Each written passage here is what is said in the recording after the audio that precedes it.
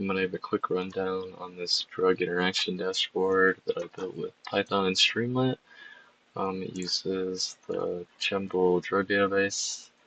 At the time of me making this project, I used the 34 version and just required attribution. And then I downloaded the PostgreSQL tar file and unzipped it.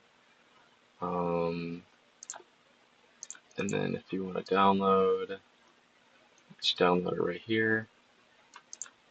And all the code is up on GitHub right here. It has some information about how to get it started, how to clone dependencies, setting up your database environmental variables, and then running the app, and quick licensing stuff.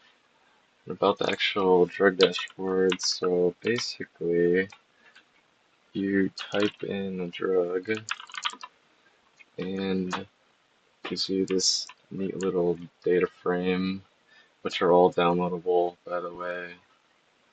You download here and you get a CSV file,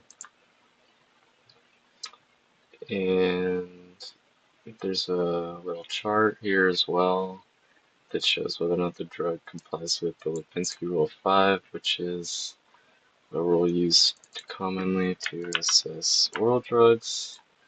And some of them also have this nifty little network visualization here that shows the drug in red, and then the interacting drugs that it interacts with via their mechanism of action. And this is also downloadable as well, right there. And some quick info about that. That's basically it. And this is mostly used, hopefully, for drug research and even drug repurposing. This isn't hosted online on the cloud because 20 gigabytes would cost me too much in the cloud storage credits. I don't have that, but I'm more than happy to give the full bulk download file.